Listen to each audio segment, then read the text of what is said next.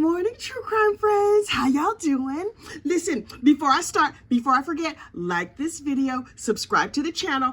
First, a brief update on Miss Daisy, my dog. Miss Daisy had surgery yesterday. She had some teeth removed and she is fine. She's doing so much better that the dogs were fighting this morning. And I was like, oh, it's life is normal. I wish they would shut up. Anyway, look.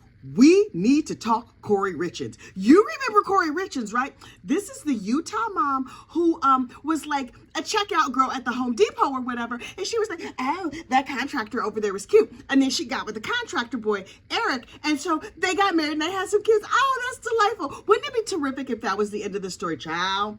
It is not.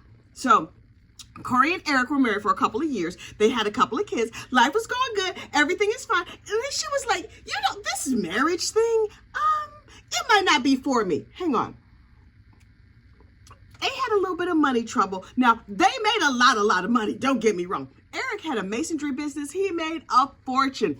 But Kouri was over there just spending it as fast as it came in. And Eric was like, girl, I'm going to need you to lay off the mall and buying of houses and whatever. Because Kouri was like, I'm going to become a real estate agent and then I'm going to flip houses and it's all going to go great. And she was buying houses and she was flipping houses, but she was not making the money she thought she was going to make. But she was like, no. I am just about to land the next big deal and then everything is going to be fine. And he was like, okay, heifer, so listen, what you're not going to do is keep spending my money. But Eric has some financial savvy to him. So he put the money in trust and he had life insurance and he had like good estate planning. P.S. Everybody should have good estate planning. So anyway, Kouri was like, right, there's a lot of money and you're not letting me spend it the way I would like. So sadly, I'm going to have to unalive you. And Eric was like, no, thank you. And so she was like, yeah, I think I'm going to have to unalive you. Now listen, do I know that she said it to him just like flat out like that? Something tells me no. But anyway, so she was like, okay, this is what I'm going to do. I'm going to try this plan and that plan. And she tried a couple of different plans to unalive him and it didn't work out because he kept being alive. And she was very sad about that. And so she was like, dang, this unaliving thing is not as easy as I thought it was going to be. So they went on vacation and she tried to poison him there. Nope. Didn't work out. A couple times she tried to poison him at home. Nope, didn't work out. And then she was like, wait, I have to make sure that I have all my murderous ducks in a row. So what I'm going to do is I'm going to call the life insurance company. Boop, boop, boop, boop. Hello, life insurance company. Hi, my name is Kouri Richins and my husband has a really big life insurance policy. Can you just make me the beneficiary? And the life insurance policy was like, sure, girl. And she was like, thanks so much. Bye. And then she went on with the rest of her murderous day. So the life insurance company was like, boop, boop, boop, boop, boop. Hello, Eric. Your wife called and changed the life insurance to her, making her the beneficiary instead of your family or your business partner. And Eric was like, that's silly, girl. No, make it my sister because this heifer's going to kill me. And the life insurance company was like, okay, thanks so much, bye. And they hang up the phone. But they didn't call Kouri back and let her know. And she kept trying to log in and see, but they were like, we're going to change this password to like 12-factor authentication so the heifer can't get in there. And Eric was like, okay, friends, gather round. My wife is trying to unfortunately unalive me. And so if anything happens, you should look to her. And the family and friends was like, Eric, boo-boo, you don't want to just leave her? He was like, no. We are a good family and, I want to be there for my children. And I can't really prove that she's trying to unalive me. Only every time she cooks me a meal, I get deathly ill and then linger near death. And then I'm snatched back to this side of glory. But it's pretty clear she's trying to off me. So if anything happens, look at that heifer. And the friends and family was like, okay. But I don't, he's like, no, it's gonna be fine. I'm gonna talk to her because obviously talking to homicidal maniacs usually works, except for the times that it doesn't. So anyway, one night, Kouri was like, Eric, so I've decided to buy this giant multi-million-dollar house and I'm gonna flip it. And he was like, what you're not gonna do is that. And she's like, yeah, no, I've made all the plans and I have everything in place. And I've got some hard money lenders. That means basically like loan sharks that are going to give me the money. And he was like, ma'am, no. And she's like, okay, why don't you have this delightful drink, even though I've tried to poison you 11 times and you didn't die. have this nice drink I made for you, and then you can go ahead to go to bed because I have that closing tomorrow. And he was like, okay, you have a good night. And so he takes his Moscow Mule, and he takes a little sip of it and goes to bed, where Kouri finally did something right. And by right, I mean very, very wrong. She finally found the perfect dose of fentanyl to unfortunately unalive her husband. And then she goes and she sleeps in the bed with one of the kids. Only all night, she's back and forth to the room like, is he dead yet? Is he dead yet? Is he dead yet? And it turns out, yes, he was.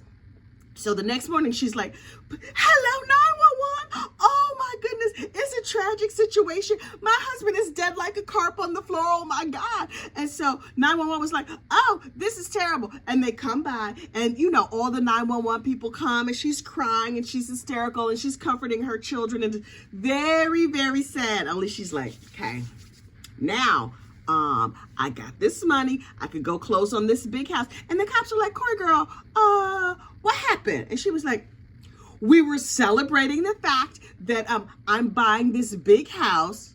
The friends and family was like, that house Eric said he didn't want to buy. She was like, shh, stop talking. And so the friends and family was like, Officer Friendly, can we talk to you over here? Because we think something going on. And Kouri was like, we were celebrating the fact that we were going to buy this big house. And I gave him a Moscow Mule, and I sent him off to bed. And one of the kids was upset. And so I went and got in bed with my child, and I slept there, where I laid there like a corpse and didn't move all night. I promise you I didn't move. And they were like, okay, that sounds good. We're going to investigate everything you just said, but we're so sorry for your loss. And she was like, thank you. Can I leave? I need to get over to the insurance company because there's cash. There's millions of dollars waiting for me. And so the police were like, yeah, go on, girl. Go on, do what you got to do. So she leaves and she goes to the insurance company. She's like, boop, boop, boop. Hello, insurance company. My husband's dead. And they were like, right, okay, we need to talk to the beneficiary. She's like, right, it's me. It's Kouri. Remember, I changed it. And the insurance company was like, nah, girl, He called and changed it back. And the money is going to a trust for the children and his sister and his business partner. And she's like, wait, what? He did what? There are millions of dollars that I could get, and he didn't leave it to me. And they were like, he didn't leave it to you. Thanks so much for calling, though. And she was furious. So she's like, dang it.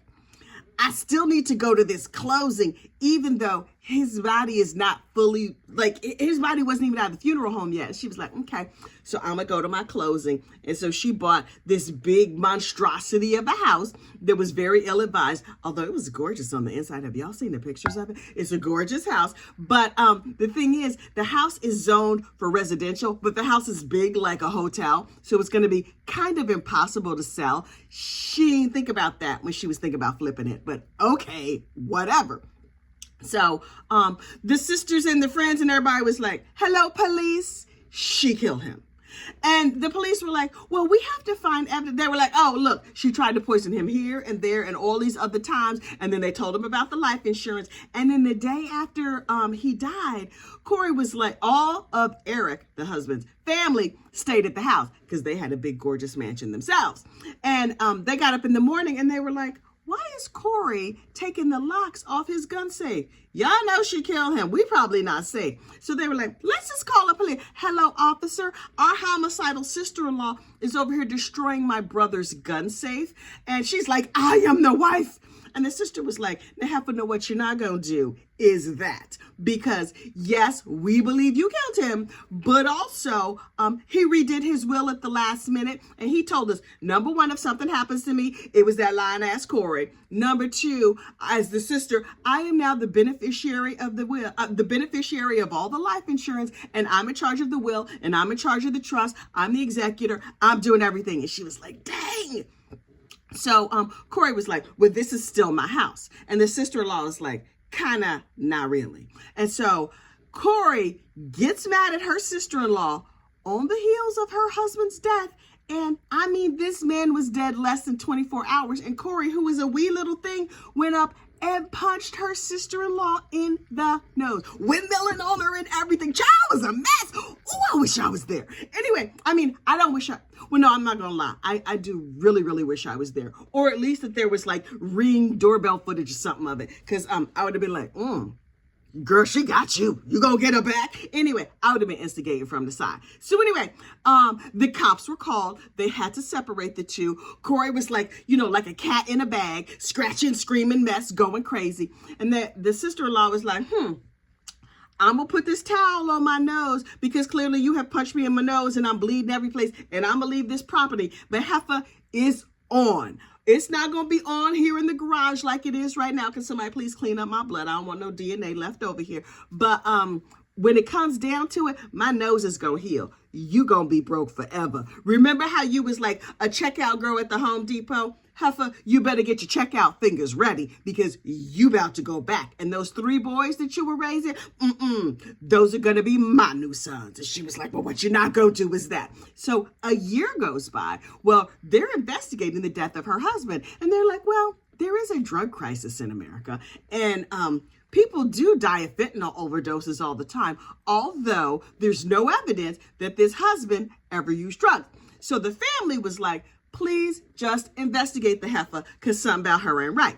Meanwhile, while the police are investigating, Kouri is like, my sons are very sad. And so I'm going to write them a book that says like, don't worry, even though daddy is no longer here in body to stop me from spending all his money, daddy is here in spirit. And so he's still with you, only he can't stop me from spending the cash. So it works out great for both of us. So she wrote a book called Are You Here or Are You There? Something like that to help her grieving children. And she goes on the local news to pitch her book, only she wears a terrible outfit and her posture is bad and she didn't bother to run a comb through her hair. So she looks a hot ass mess on the news.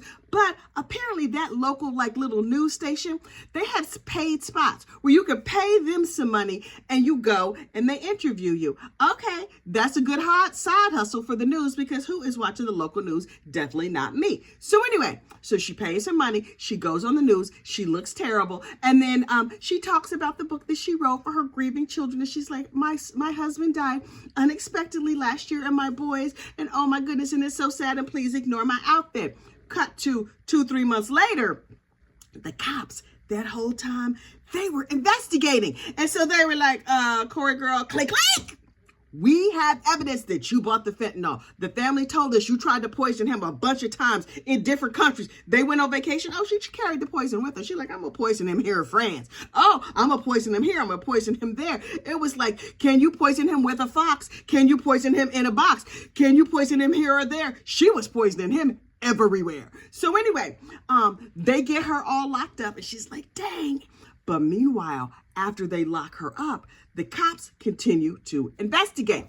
Meanwhile, Kouri hires this gorgeous lawyer. I'm telling you, this lawyer, Sky Lazaro, gorgeous. Look up her pictures. She's long, she's lean, gorgeous jewel tones. Now, that's a lady who knows what you're supposed to look like when you go on TV. The nails are done, not a hair out of place, beautiful heels. And she teeters in on her heels. Now, let me get this. Let me be clear. She's beautiful. She's smart. She flies in, I believe, on a private jet, or I may have just made that up, to represent Kouri. And she's like, Kouri, dear, sit down. I have this under control. And I'm like, oh, no, this is a woman who was in charge of things. And she's like, my client might have attempted to poison her husband all over the planet, but she did not do this. And the judge was like, okay, cool. Should she get bail? And Kouri was like, well, obviously I'm going home. So my gorgeous lawyer, Sky Lazaro, is going to have me home and back, trying to poison other people before I know it. And the judge was like, yeah, we see all the evidence where she was trying to unfortunately unalive people, so she gonna have to stay here. And Kouri was like, gorgeous lawyer, Sky Lazaro, what? And Sky was like, please don't touch me. You've been in jail, and this is actual silk. So, ma'am, I'm gonna need you to not touch me. And Kouri was like, but I can't go to jail. I won't last. And Sky was like, okay. Again, can you not touch me? You're gonna be fine. I have a private jet to catch. Make sure you send the next payment, and because these nails are not going to do themselves. This Botox, this hair, child, this all costs money. The jail is going to be fine. I'll have your family put some money on your books. Toodaloo. And so Sky gets on her plane and goes off to wherever she goes. And so Sky is gorgeous, sitting someplace else, and Kouri is raggedy, sitting in the jail.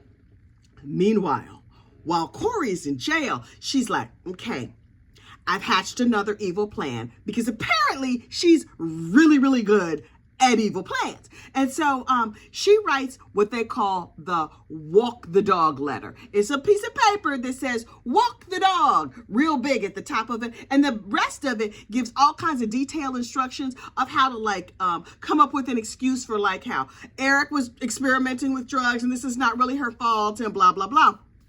And so she is trying to, instead of mailing the letter, well, it'll be seen in prison footage. She writes it all on a piece of paper and holds it up close on a video visit, like one of them Zoom visits with her mama. And she's like, hey, mama. Her mother's name is Lisa Darden. Child, we got to talk about Lisa Darden. She's like, Mom, walk the dog. Also, can you read all of this? Can you take a picture of it with your phone? This is all the directions that you need to give. So how I'm going to get out of this. And please don't tell the beautiful Sky Lazaro, because she's going to be mad that I'm over here breaking the rules. So Kouri is there in the jail. She's like, okay, my mother has all the directions.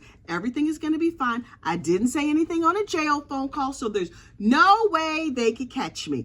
Only she gets sick and she goes to the hospital from the jail. You know, you got to be real sick for them to send you to the hospital. So I don't remember what happened, but Kouri went to the hospital and the jail people were like, well, she not here. Let's just look through her stuff. I mean, maybe they were looking for something substantive. I don't know.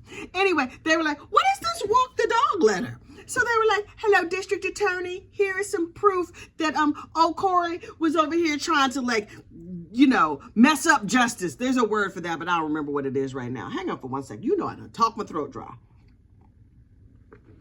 Meanwhile, Lisa Darden, Kouri's mom, has been all up on the TV. My daughter would never do such a thing. She loved Eric. She didn't know anything about drugs. I don't know why people would think this. If you know my daughter at all, you know her to be a kind and loving and wonderful person who is not in the business of unaliving people. No one in our family can believe she did it. No one in our family would ever unalive anybody. And the cops were like, wait. Lisa Darden, that name rings a bell. Let me let my Google fingers do the walking. And they're like, oh, here it is. A case from 2006, Miss Lisa Darden. Let's see what happened in Lisa Darden's case. Lisa Darden had a female life partner. Okay, good for you. And her female life partner was unfortunately unalived due to a fentanyl overdose. Oh, yes. Now, did Lisa Darden help shuffle off her partner off this mortal coil? Unclear. But it's very, very interesting that Lisa Darden's partner was unfortunately unalived by fentanyl. And then a few years later, her daughter, Kouri Richins, had a partner who was unfortunately unalived by, guess what? A fentanyl overdose. Also, Miss Lisa Darden, Kouri's mama, was the beneficiary of the life insurance policy of her partner. Okay. So I am no genius, but I can recognize a pattern when I see this. So let's get this straight. Mama Lisa had a partner who died of a fentanyl overdose. A few short years later, daughter Kouri has a partner who died of a fentanyl overdose. Now listen, let us be abundantly clear. There's a drug crisis in America and people are dropping like flies. But the life insurance piece, can we prove that Lisa did not, unfortunately, unalive her partner? I don't know. I'm asking questions. I don't know what all the details are. But I think it is a very curious coincidence. And now the police are saying maybe Lisa Darden, the mama, helped her daughter, Kouri Richins, dispose of her husband. Now, you ain't heard this from me, but I think Lisa helped, or at least provided information of it could be an accident. People are slipping fentanyl and everything. Does being murderous run in families? Is it genetic? Is it passed down on your mama's side, on your daddy's side? In this case, it clearly passes on the mama's side because the mama has an unalived partner. And now the daughter has an unalived partner. Good thing that Kouri does not have any daughters, although she got sons. And if it passes on the mama's side, then maybe her son. I'm not even going to go there. Those children are innocent. They ain't do a thing. And hopefully they won't be raised by Kouri, so they won't be homicidal. But this new Lisa Darden information, child, it came out this morning, and I was like, yes, I'm perched. I'm here. I need to know every single thing. So I will be keeping an eye on this breaking news on the Lisa Darden, Kouri Richins, murderous mother-daughter connection. Ooh, murderous parents. Murder that runs in families. Oh, fentanyl everywhere, but not a drop to take. I don't know. Is there a clinical use for fentanyl? I'm just curious. Anyway, listen, we're going to keep an eye out on Kouri Richins. Also, I believe I have a Kouri Richins playlist. And if I do, I will add this video to the Kouri Richins playlist because we have not updated it in a long time. It's just this morning that the news came out that her mama was murderous, allegedly murderous too. Lisa Darden has not been charged with any crimes. She certainly has not been convicted of any crimes. I certainly am looking at her with all the side eye in the world, and I will be leaning in and doing my own investigation. And by investigation, I mean I will be Googling things and looking up pictures. So look, that's what's happening today in true crime. You like this video, subscribe to the channel, get out there, and have a fantastic day. Bye.